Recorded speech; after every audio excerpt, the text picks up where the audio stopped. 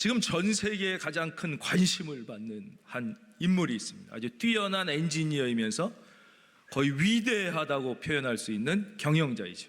당대 기업을 시작해서 세계 최고의 기업을 일궈낸 젠슨 황이라는 사람입니다.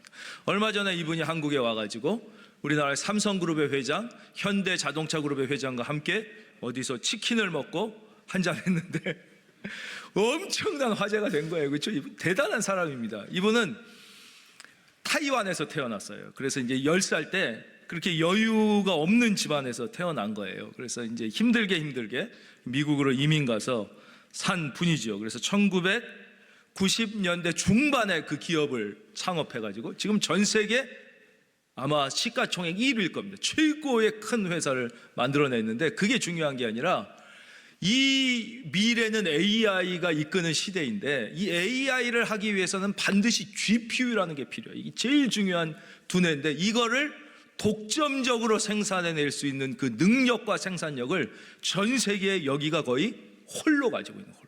엄청난 거 아닙니까? 뭐 세계의 MIT, 칼텍, 우리나라 카이스트, 하버드 수많은 과학자들이 교수님들이 다 있어도 이걸 못 만들어요. 이 사람이 이 회사에서만 이걸 만드는 거예요. 이게 안 해주면 어떤 회사도 AI를 할 수가 없으니까 우리도 막 다 가서 회장님들이 사정하고 대통령이 사정하는 거예요. 그리고 막 트럼프가 큰 소리 친 게 그거잖아요. 니들 말 안 들으면 엔비디아 이거 수출 안 한다. 네. 자기 회사도 아니면서 이 엔비디아 수출 안 하면 니들 다 망한다 이것이에요. 엄청난 이 분이에요. 이분이 이제 스탠퍼드 대학의 졸업식에서 이제 연설을 했습니다. 연설이라기보단 이제 대담을 했는데 자기가 어떻게 성공하게 됐나, 자기의 성공의 비밀, 그 자기가 왜 시계를 차고 다니지 않는지, 자기가 왜 맨날 한여름에도 가죽 잠바를 입고 다니는지 이런 거에 대해서 얘기를 했습니다. 근데 첫째 이유는 자기의 제일 큰 장점을 이 사람이 뭐라고 얘기했냐면 나의 제일 큰 장점은 내가 눈이 낮다는 것이다 그랬습니다. Low expectations. 그렇기 때문에 눈이 낮은 사람은 용기가 있고 희망이 있고 기쁨이 있다는 거예요. 근데 눈이 높아, 기대치가 높아. 나라에 대한 기대치가 높고 이웃에 대한 기대치가 높고 아버지나 자기의 자녀나 배우자에 대한 기대치가 높은 사람들은 불행하다는 거예요. 왜냐? 자기의 기대를 다 만족해 줄 수가 없으니까. 자기의 제일 큰 장점은 기대치가 낮다. 근데 아마 여러분들은 기대치가 높을 거다. 왜냐? 여러분은 최고의 명문대학을 나왔으니까. 주로 최고의 학교를 나온 사람들의 특징 중에 하나가 기대치가 높다는 것이다. 근데 기대치가 높은 사람의 특징이 뭐가 문제냐? 제일 중요한 회복 탄력성이 떨어진다는 거죠. 근데 자기가 인생을 살아보고 사업을 해보니까 진짜 성공의 제일 중요한 건 어느 분야든 회복 탄력성, reliance예요. 왜냐? 고난과 실패와 좌절이 없이 계속 가는 인생은 아무도 없기 때문에 회복 탄력성이 가장 결정적인데 좋은 대학을 나온 사람들의 약점이 회복 탄력성이 약한 것이다. 그런데 인생의 행복과 성공은 두뇌에서 오지 않고 성품에서 온다.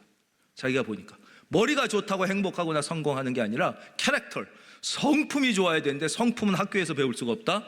성품은 고난과 역경을 통해 나아지더라. 그러면서 무슨 얘기를 했냐? 내가 여러분에게 꼭 바라는 것은 이거 하나다. 여러분이 젊었을 때 큰 고난과 고통을 경험하기 바란다. 그래서 막 거기서 막 웃었어요. 이 사람 아니 지금 졸업하는데 이제 축복해야 되는데 여러분 큰 고난과 고통을 빨리 바꾸라고 막 웃었지만 그 속에 진심이 들어가 있어요. 진심이 탁 들어가 있는. 그래야만 회복 탄력성이 생긴다는 거예요. 그리고 성품은 고난을 통해서만 단련된다는 거예요. 그게 자기의 제일 장점이고 자기가 인생의 성공 어느 분야이든지 볼 때 성공할 수 있는 제일 중요한 것은 바로 브레인이 아니라 캐릭터, 그리고 하이 익스펙테이션이 아니라 높은 교육 수준이 아니라 회복 탄력성, 무너져도 다시 일어날 수 있는 힘, 그거라는 거예요. 이분은 1963년에 대만에서 태어났어요. 그래서 10살에 미국으로 이민을 가서 기숙학교에 들어갑니다. 근데 이제 어머니 아버지도 잘 모르니까 애들 공부는 시키고 싶어서 보낸 거예요. 근데 기숙학교는 미국의 주로 좋은 학교고 비싼 학교예요. 근데 기숙학교인데 너무 학비가 싸가지고 얘 아들을 이게 웬 떡이냐 하고 이제 시골에 있는 학교를 들여보냈는데 보니까 이게 왜 쌌냐면 문제 아들만 모아놓은 학교였어요. 그러니까 이제 문제야 할 거예요. 근데 모르고 간 거예요. 근데 자기가 거기서 그 많은 괴롭힘을 당하고 청소를 하고 이러면서 고난을 견디는 힘을 배웠다는 거예요. 그 자기가 누구인지를 깨달을 때, 아하, 나는 어느 정도 고난이 와도 버틸 수 있는 사람이라는 걸 깨달았다. 그게 자기 인생의 제일 큰 도움이 됐다. 이렇게 얘기한다. 그리고 이제 오리건 주립대학을 이분이 들어갑니다. 그 오리건 주립대학은 미국에서 나쁜 학교는 아니라 좋은 학교지만 탁월한 학교는 아니라는 거예요. 그냥 평범한 학교예요. 평범한 학교. 그럼 스탠포드 학생들한테 그 얘기를 하더라고요. 나는 오리건 주립대를 나왔다. 여러분은 어느 대학을 나왔느냐? 제일 안 좋은 인생이 좋은 대학을 나오고 원하지 않는 회사에 들어가고 그 회사에서 인정 못 받고 갈수록 낮아지는 인생이 불행한 인생이다. 오히려 고등학교 때보다는 대학이 좋아지고 대학보다는 대학원이 좋아지고 인생이 나이가 먹을수록 성장해야 된다. 그런데 최고의 대학을 나온 사람들은 그럴 가능성이 적다. 그래서 인생이 오히려 행복하지 못하다. 그러면서 오히려 여러분들이 지금 학부를 좋은 데를 나왔으면 다른 학부를 나오고 이 대학원을 들어온 친구들을 친구로 사귀어라. 그 중에 인물이 나올 것이다. 그렇게 얘기한 거예요. 이분이 물론 대학원은 좋은 데를 갔어요. 이분이 이제 스탠포드 대학원을 나왔는데 점점. 그리고 또 하나 얘기하는 것은 뭐냐면 좋은 선생님, 좋은 학교, 좋은 스승을 두는 데만 관심을 갖지 말고 늘 주변에 희망과 긍정의 사람을 둬야 된다는 거예요. 우리는 뭔가를 배울 때 내가 저 사람에게 배워야 그럴 때만 배우는 것 같지만 인생을 살아보니 그러지 않고 주변에서 쓸데없는 잡담하는 사람들로부터 영향을 많이 받더라는 거죠. 그래서 자기도 엔비디아를 어떻게 시작했냐, 무슨 강연을 듣고 뭐 교수님 학교에서가 아니라 그냥 캐주얼하게 그 데니스라는 미국의 이런 식당이 하나 있어요. 이런 서민용 식당. 거기서 아침 먹다가 친구들이랑 그냥 쓸데없는 얘기하다가 탁 떠올랐다는 거예요. 희망을 갖자 우리가. 우리가 아시아계 미국인으로서 너무 무시당하지 않아. 희망을 갖자. 세계에 기여하자. 뭐 앞으로는 AI 시대가 올 것 같다. 그래서 그렇다면 이 AI 시대의 핵심 두뇌가 되는 걸 우리가 한번 만들어 볼까? 그래가지고 엔비디아가 시작됐다. 그리고 자기가 사업을 시작했는데 계속 실패했다. 뭐 어느 사업가나 마찬가지. 계속 실패하고 제품이 안 팔리니까 투자자들이 다 투자했던 돈을 빼내가지고 또 은행에 또 불려다니고 열심히 막 사정을 해서 물건을 만들었는데 물건이 좋은데도 세상이 알아주질 않으니까 이게 또 안 팔려가지고 뭐 이런 계속 과정을 겪다가 이제 성공했는데 그 이유가 회복 탄력성이 있었기 때문에 자기는 기대치가 낮아서 그렇게 떨어져도 그게 큰 충격이 안 됐다는 거예요. 그럴 수 있다 이렇게 생각했다. 그래서 이분이 마지막으로 정리하면서 이렇게 얘기했어요. 사람을 결정하는 건 환경이 아니다. 사람을 결정하는 건 오직 그의 태도다. 사람을 결정하는 건 환경이 아니다. 사람을 결정하는 건 그의 태도다. 자기가 아시아계 미국인으로서 또 타이완 출신의 미국인으로서 그 어려웠던 환경 그게 아니라 자기가 인생을 바라보고 대하는 태도 그것이 자기의 인생을 오늘 여기까지 견인했고 다른 모든 사람들도 그렇더라 이렇게 얘기합니다. 우리 성경이 말씀하시는 것과 똑같습니다. 태도가 고도를 결정한다 그랬어요. 태도가. 그래서 우리가 다른 것은 바꿀 수 없어요. 우리의 외모도 그렇고 우리의 키도 그렇고 우리의 IQ도 그렇고 우리가 이미 지나온 학교나 배경이나 부모님, 자녀, 배우자 못 바꿉니다. 그러나 바꿀 수 있는 것이 있습니다. 바로 나의 태도는 당장 바꿀 수 있는 것이죠. 내가 어떤 태도를 가지냐에 따라서 인생은 오늘부터 더 나은 방향으로 변화될 수 있다는 것이에요. 그래서 여러분들이 지금 연세가 90이나 100이라도 관계없습니다. 내일이 오늘보다 더 복이 있는 인생이 될지어다. 크리스찬은 지금 몇 살이냐가 중요한 게 아니에요. 하나님 앞에 가는 그 순간까지 늘 더 좋은 태도를 갖고 믿음의 희망을 가져서 마지막이 더 좋아야 되는 거예요. 마지막이 더 좋은 인생 되는 것이죠. 오늘 1장 1절을 다시 읽겠습니다. 태초에 말씀이 계시니라. 이 말씀이 하나님과 함께 계셨으니 이 말씀은 곧 하나님이시니라. 복습하겠습니다. 지난 시간에 이 말씀은 누구라고 그랬죠? 그렇죠, 예수님. 너무나 잘하셨습니다. 이 말씀은 예수님이에요. 그 근거가 요한복음 1장 14절에 나와 있어요. 말씀이 육신이 되어 우리 가운데 거하심에 바로 이 말씀이 육신이 된 분이 예수님이에요. 우리가 그의 영광을 보니 아버지의 독생자의 영광 바로 예수님이죠. 은혜와 진리가 충만하더라.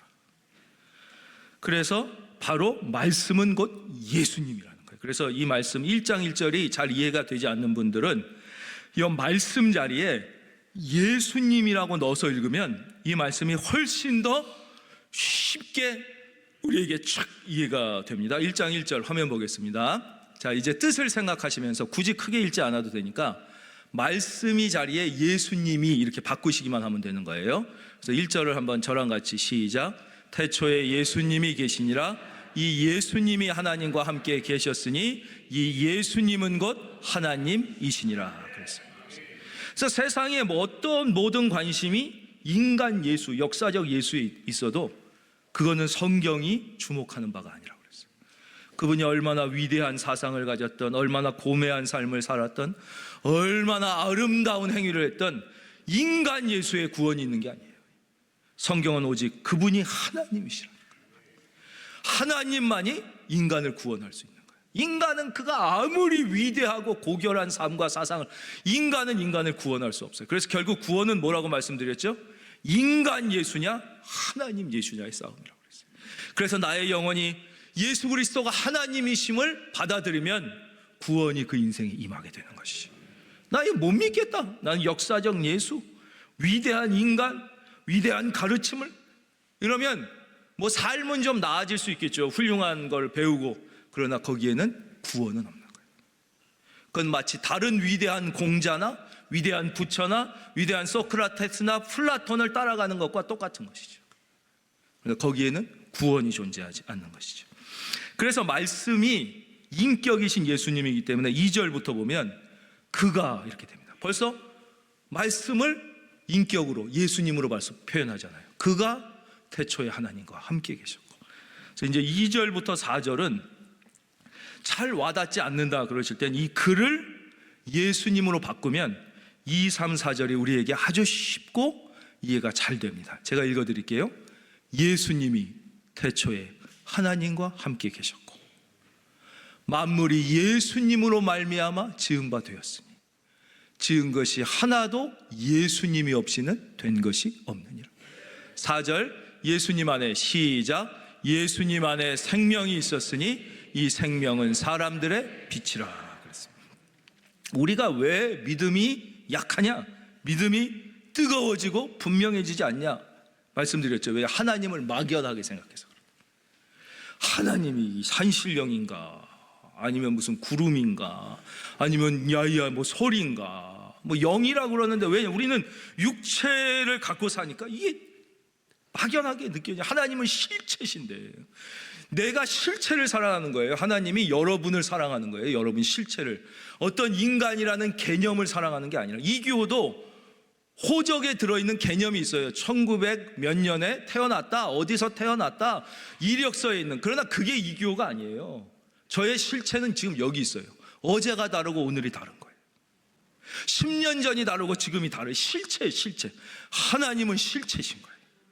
하나님은 지금 여러분의 기도에 반응하는 분이시고 여러분의 눈물을, 신음소리를 들으시는 분. 이 인격체, 실체.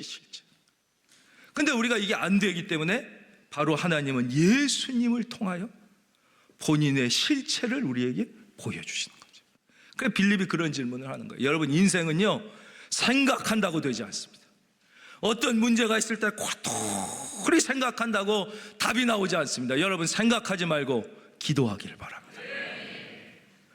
아무것도 염려하지 말라는 말씀은 뭐예요? 모든 일에 기도하라는 뜻이에요. 모든 일. 아니 염려하기 싫다고 염려가 안 되면 다 염려가 돼요. 왜요? 기도하지 않으니까. 모든 일에 어떤 문제, 어떤 사건을 놓고 아무리 골똘히 생각해 보십시오. 더 문제가 커지죠. 더 문제가 괴로워지죠. 더 마음이 아파지지 거기엔 해결이 없습니다. 그러나 기도하면 하나님이 움직이기 시작합니다.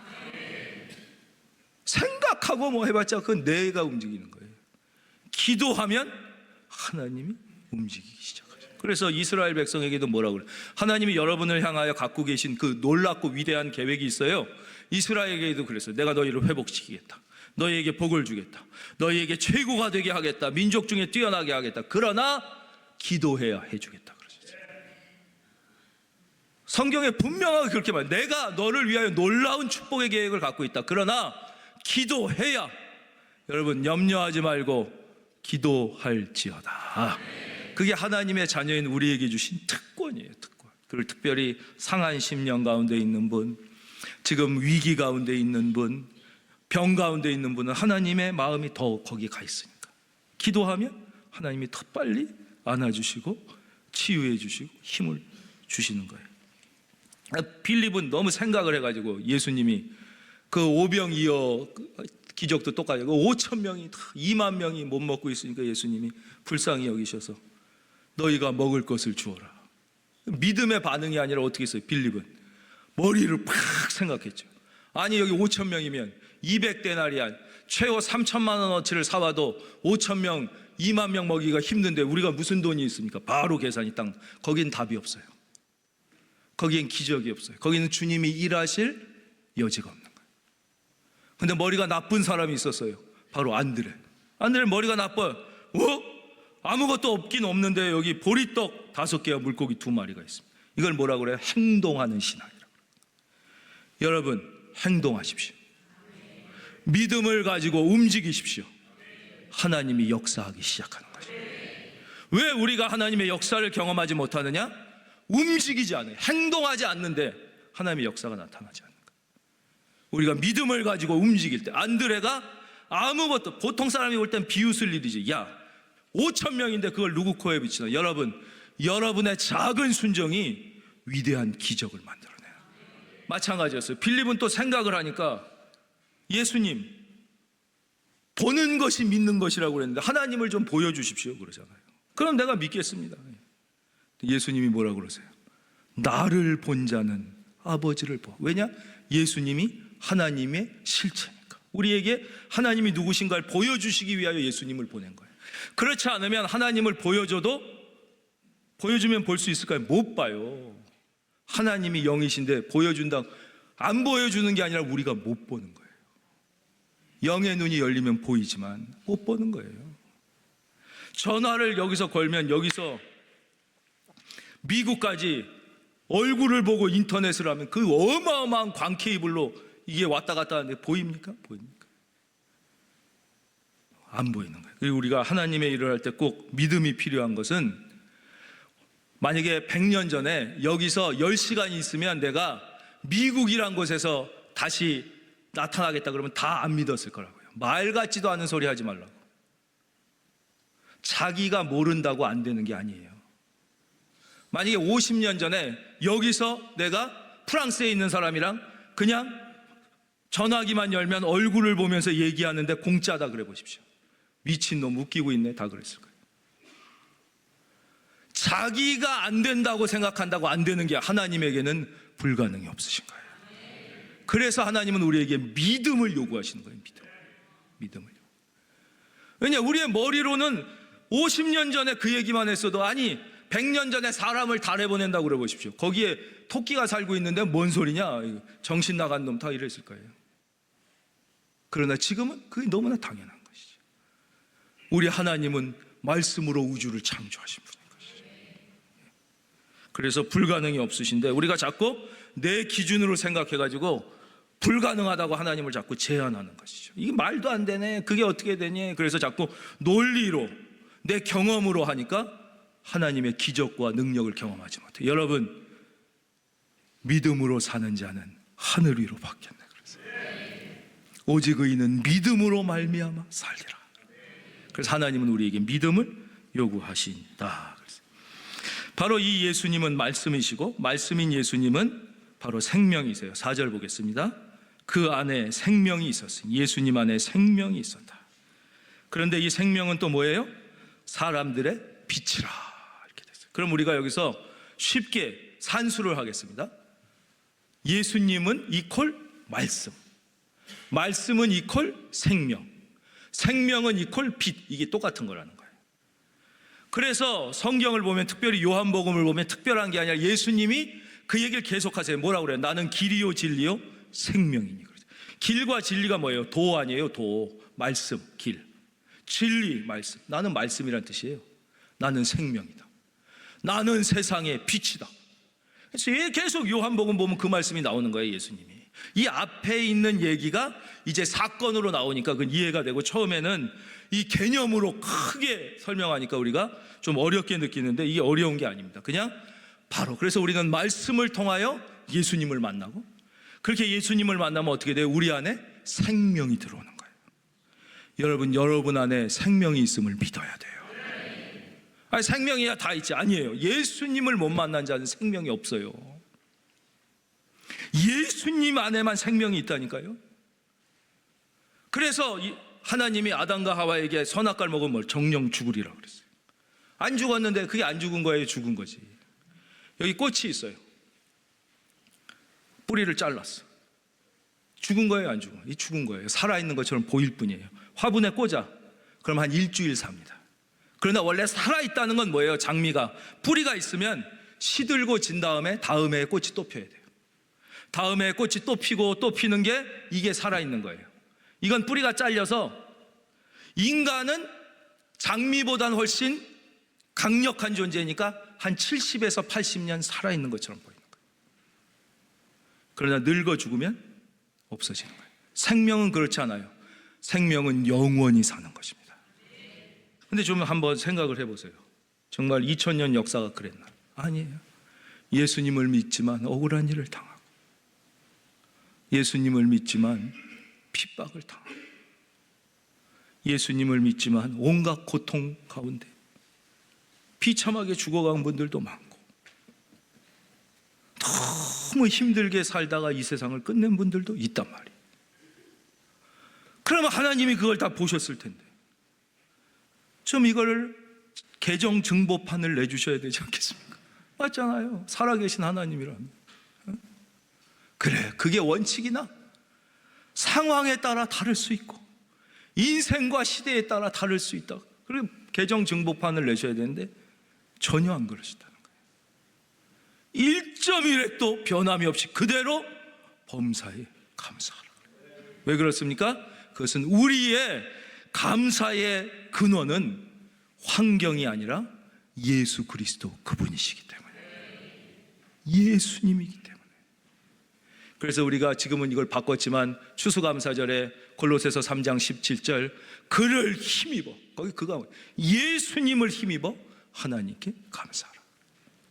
예수님이 나 같은 죄인을 위하여 십자가에 죽으시고 나를 구원해 주신 것을 생각할 때, 우리 가문을 하나님의 은혜의 가문, 자녀로 삼아 주신 걸 생각할 때 우리는 죽음의 순간에도 감사와 찬송을 부르게 된다는 거죠. 할렐루야. 골로새서 3장 17절 한번 볼까요? 또 무엇을 하든지 말에나 글에나 말에나 일에나 다 주 예수의 이름으로 하고 그를 힘입어 하나님 아버지께 감사하라. 주 예수를 힘입어요. 여러분, 감사가 안 되면 기도하십시오. 예수님, 감사할 힘을 주시옵소서. 그를 힘. 그리고 늘 우리는 예수님을 생각해야 돼요. 예수님을. 5절입니다. 빛이 어둠에 빛이 돼 어둠이 깨닫지 못하더라. 바로 이게 예수님이 빛이신 거예요. 생명의 빛을 비춰줬는데 깨닫지 못하다. 이건 뭐냐? 인지적 표현이에요. 거부했다 이런 뜻이에요. 거부했다. 눈을 감고 눈을 안 뜨는 거예요. 빛이 비쳤는데도 난 소용없어, 나는 이렇게 되는 거예요. 좀 이게 좋은 예인지는 잘 모르겠는데 예전에 그 우리나라에 이런 율락촌이 있었어요. 제가 그 깊이는 모릅니다. 근데 이제 그걸 없앤다고 막 정부에서 나갔더니 이 사람들이 없애지 말라고 막 데모를 했어요. 말이 됩니까? 지금 율락녀에 잡혀 있으면 그거 없앤다 그러면 고마워요? 아니에요. 자기는 그대로 그 어둠에서 그 짓을 하고 있는 게 좋은 거죠. 거부하는 거. 이유는 있어요. 이거 해야 먹고 산다는 거죠. 똑같아요. 아니, 내가 이 땅에서 먹고 살아야 되는데 어떻게 빛을 받냐는 거예요. 어떻게 말씀대로 살고 어떻게 믿음대로 살고, 그래서 이 땅에서 먹고 살 수가 없는데 율락녀들이 똑같이 얘기한 거죠. 여러분, 그 짓 안 해도 먹고 살 길을 하나님이 열어주시는 거예요. 왜 거짓말을 해야지 먹고 사는 것입니까? 그렇지 않아요. 근데 그 사람들은 그것뿐이 안 보이는 거예요. 내가 지금까지 이렇게 살았으니까 난 죽을 때까지 못해요. 조금 있으면 늙어서 거기서도 버림받아요. 세상은 여러분이 늙으면 버립니다. 회사도 여러분을 버리고, 그러나 하나님은 버리지 않으십니다. 그러니까 우리는 믿음으로 살아야 돼요.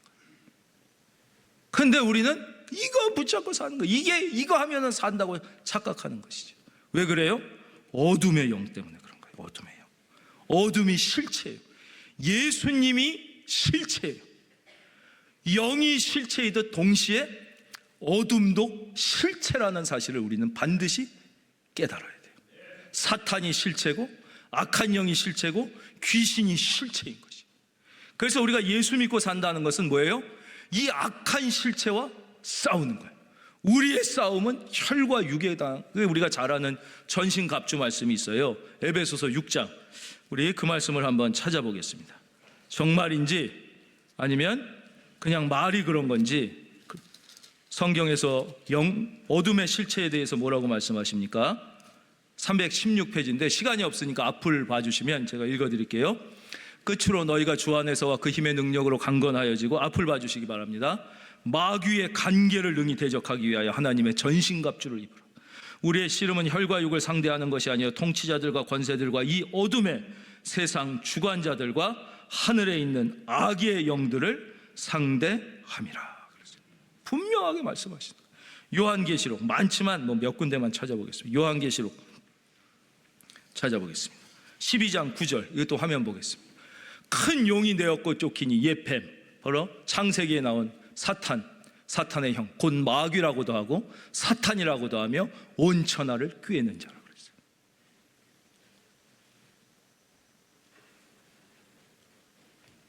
다시 보겠습니다. 온 천하를 꾀는 자라. 그가 땅으로 내쫓기니 그의 사자들도 그와 함께 내쫓기니.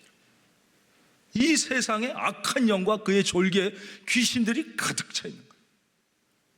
그게 안 보여요. 성경을 아무리 보고 예수를 믿어도. 왜 그렇습니까? 여러분, 성경을 읽으라고 그러잖아요. 교회에서.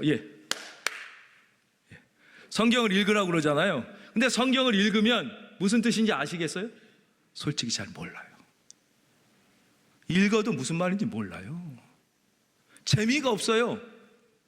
이게 엄청나지 않거든요. 아무리 많은 것 같아도 우리가 대하소설 몇십 권까지 토지, 박경래 이런 것도 읽고 삼국지도 읽는데 이거 왜 못 읽어요? 안 들어옵니다. 그래서 믿음이 생겨야, 빛이 비춰야 비로소 읽어도 뜻을 아는 게 성경이에요.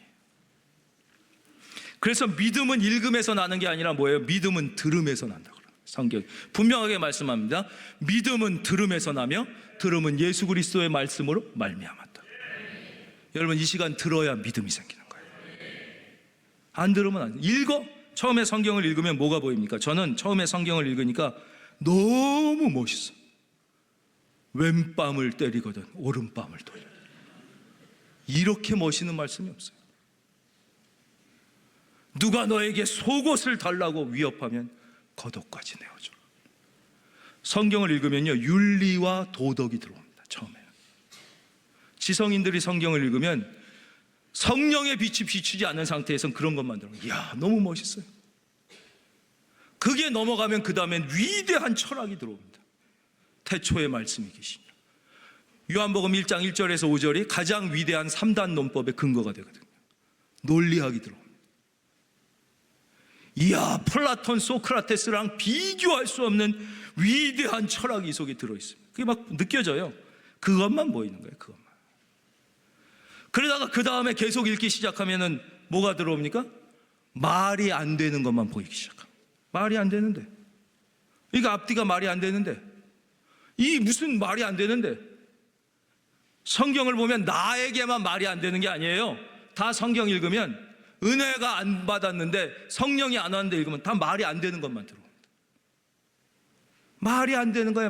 세상도 말이 안 되는 것만 눈에 보이기 시작해요. 이러면 안 되지. 세상이 왜 이래? 세상이 성경을 읽어도 말이 안 되는 것만, 세상을 봐도 무리를 걷고 오병이어를 하고 누구를 갑자기 고치, 말이 안 되는 것만 들어. 그리고는 세상도 보면 말이 안 돼요. 세상이 있다이면 말이 안 되는 거예요. 왜요? 아직 생명의 빛이 안 비춰서 그런 거예요. 그 다음에 무슨 단계로 갑니까? 그 다음에 성경을 읽으면 불공평한 것만 보입니다. 왜 하나님은 이렇게 야곱과에서 이게 불공평하냐? 왜 이렇게 모세만 특별히 사랑하냐?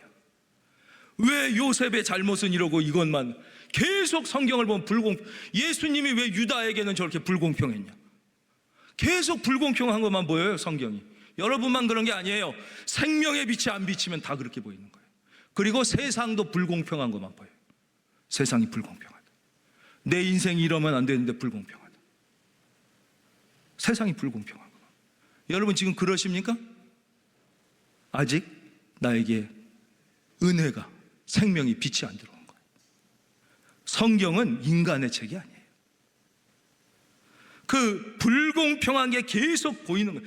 이 비로소 생명의 빛이 나에게 비추고 내 안에 더러움을 보게 되고 그 빛 가운데 심령이 가난함을 애통하게 되면 비로소 성경에서 뭐가 보여요? 이제 십자가라는 단어가 보이기 시작합니다. 고난이라는 단어가 보이기 시작합니다. 광야라는 단어가 눈에 들어오기 시작하는 거예요. 그래서 예수님이 십자가를 지셨군요. 그래서 예수님이 고난을 당하셨구나. 우리는 이 믿음으로 광야의 길을 걸어가. 그 다음에 그게 보여요. 예. 그게 보여야 그 다음에 뭐가 보여요? 보혈이 눈에 들어오고. 성경을 읽으면 다 보혈로 가득 차 있어요.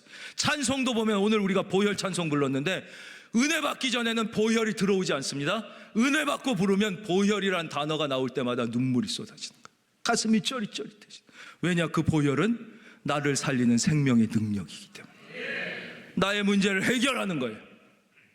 나의 가정에 도저히 해결되지 않는 자녀의 문제를 해결할 수 있는 능력은 예수의 보혈에만 있어요.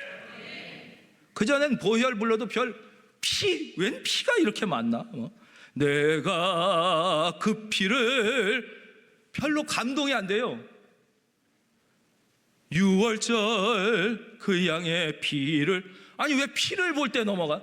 보혈이 눈에 들어오지 않아요. 십자가가 안 보이니까. 그 다음 보혈이 보이고 죄사함이 보이고 거듭남이 보여요. 그 단어들이 이제 들어오기 시작하면 그 다음에 영적인 게 보이는. 아, 성경은 영의 책이구나. 성경이 영으로 가득 차 있어요. 성령으로 가득 차 있어요. 시편에서도 다윗이 주여 성령을 거두지 마옵소서, 이런 게 비로소 보이기 시작해요. 성령이 보이면 그제서야 귀신이 보입니다. 성경에 귀신이라는 단어가 이렇게 많구나. 성경에 사탄이라는 단어가 이렇게 많구나. 성경에 악한 영이라는 단어가 이렇게 많구나. 비로소 영적으로 성경을 보게 되는 것입니다. 우리가 그렇지 않으면 성경을 읽을 때 그게 안 보여요. 악한 영, 귀신, 사탄은 무슨 전설의 고향같이. 그러나 성경은 그 이야기로 가득 차 있어요. 근데 전신갑주를 입으라는 설교를 그렇게 들어도 우리가 왜 전신갑주를 입으냐? 악한 영, 사탄과 마귀와 그의 졸개와 싸우기 위해서라는 건 앞에 건 몰라요. 그러니까 전신갑주를 입어야 될 진정한 필요성을 못 느끼니까 말씀을 들어도 삶에 변화가 없는 것이죠. 여러분들은 이미 하나님의 은혜를 받고 성령의 비추임을 받고 생명을 받으신 분입니다. 그것을 소중히 여기시고 귀중하게 여기시고 감았던 눈을 다시 뜨시길 바랍니다. 이렇게 인생에 빛이 비추인다고 그래가지고 인생이 한꺼번에 싹 다 변하는 건 아니에요. 그랬다가 실망하면 안 돼요. 갑자기 이 성령의 빛이 비치고 내가 은혜를 받았다고 순식간에 모든 게 다 변하진 않아요. 그러나 분명한 것은 그때부터 변화가 시작되는 것입니다. 물론 우리가 전진도 하고 때로는 실패도 하고 또 넘어지기도 하고 하지만 그때부터 우리는 변화를 경험하는 거예요. 어떤 변화가 일어납니까? 그렇죠. 성령의 빛이 비추면 하나님이 좋아지기 시작합니다. 교회가 좋아지기 시작합니다. 사람이 좋아지기 시작합니다. 그러니까 인생이 행복해지죠. 이 빛이 비추기 전에는 마음속에 하나님에 대한 섭섭함을 갖고 있는 사람들이 있어요. 그러니 인생이 행복할 수가 있겠습니까? 교회가 좋지가 않아요. 그러니 은혜의 믿음이 좋아질 리가 있겠습니까? 사람이 좋아야 좋은 사람과 같이 있어야 행복한데 주변에 마음에 안 드는 사람이 너무 많아요. 그러니 그 인생이 불행하죠. 나는 그 사람이 마음에 안 드는데 그 사람은 내가 마음에 들겠어요? 저는 여러분이 마음에 듭니다. 부모님은 좀 달라요. 목사랑은 좀 다릅니다. 그러니까 인생이, 그러나 성령의 빛이 비추면 하나님이 좋아지고 교회가 좋아지고 사람들이 좋아지기 시작하는 거예요. 그래서 우리는 어마어마한 능력을, 내가 삶의 성령이 비춰가지고 엄청난 지혜, 능력, 변화, 그렇지 않아요. 그래서 고린도전서 12장에 능력을 나타내는 은사를 소개하고 14장도 어마어마한 은사, 믿음의 은사, 병고침의 은사, 예언의 은사, 능력의 은사. 그러나 그 중간에 성경이 이렇게 말씀해요. 이 모든 것들보다 더 좋은 것을 너희에게 말하노니, 그러면서 사랑은 언제나 오래 참고, 사랑장이 13장에 쭉 시작됩니다. 가장 위대한 은사와 능력은 사랑이라는 것이죠. 그래서 믿음, 소망, 사랑, 이 세 가지는 영원히 있을 것인데 그 중에 제일은 사랑이라.